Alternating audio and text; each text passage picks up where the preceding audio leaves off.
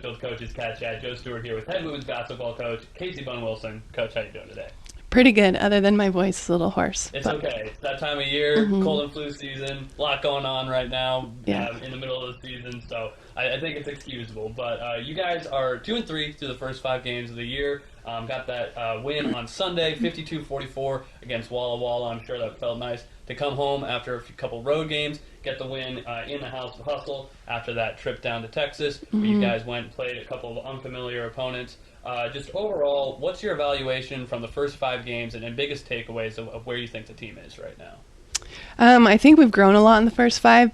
Texas games were a really good test for us. They're 2 completely different teams. And so that, it tested us early. UT Dallas was really physical, very athletic team. So it was really good to see that early on. But just overall, I think we've really grown on and off the court as a team. And a lot of individuals have grown exponentially already. So it's been really good so far. Yeah, so let's kind of go over these last few games. But first, just overall, when you take a trip like that to unfamiliar territory where you've got the long plane ride and you've got some time in the vans as well, what does it do to just kind of bring the team together and up that camaraderie early in the season? And what kind of effect can that have on a team where you don't have to kind of wait for it to develop just through the course of the year when you kind of speed that process up with a long trip? Yeah, that's the purpose of those trips. We wanted to go to Texas because, like you said, we haven't been there before, and it was a lot of fun. We went to some really good restaurants. I don't know if you've heard of Cackle and Oink. It's like on the Food Network. Oh my gosh, it was amazing. The barbecue was incredible. So, we got to experience that with the families that joined us in Texas. The plane ride was great, 3.5 hours. We all sat together. It's just a lot of team bonding. I felt like our team has benefited from it. So looking at the Austin College win, 63-51 against a pretty solid program there, you guys led from the start of the second quarter on and were able to control the lead for the rest of the game. What did you like? What led to the team's ability to keep the hands on the steering wheel, keep the control of that game, and not let Austin back in?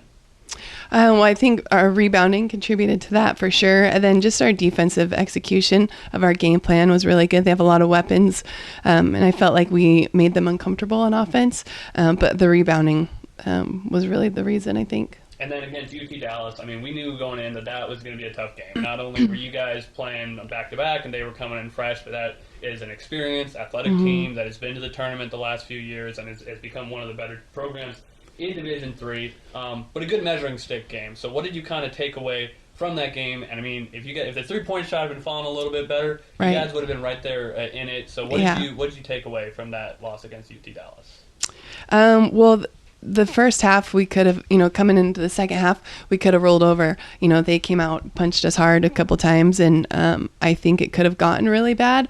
But our team fought back, and we shot very well in the second half, which was nice to see. But just to see their resilience and a little bit of fight in them was good. Like you said, they're a really physical, very athletic team. So it was a positive thing to see my team fight back. And then in the 52-44 win against Walla Walla, you've been harping on the defense here, and it was another great defensive effort in that game. You more or less eliminated 2 of their leading scorers for much of that game. What led to the defensive success? What, not just in that game, but kind of throughout the season, and how do you keep replicating it going forward? I don't want to be presumptuous, but I think we're learning how to play team defense instead of just putting it all on your shoulders and I have to take care of my man. If I get beat, then they're scoring. Well, the help side and the help rotations are becoming more frequent and early, and I think that my team is realizing how important and how valuable it is to play team defense and what that looks like. So I hope that we can continue to do that. Walla Walla, like you said, they shot well and they had 2 players that are scoring 20 plus a game, and so that was our game plan to make someone else score. And it's some stuff like that is starting to click with our team, and I hope that continues. Offensively, this 37.5% from the field to start the season so far. I'm sure you'd like to see an uptick in that category. Yeah. Evaluation of the offense overall, and just where do you think things could be better? Is it execution-wise, or is this a case of just shots not falling? Is it just younger players still kind of learning the system offensively, that kind of thing? Where would you kind of place where things are going offensively?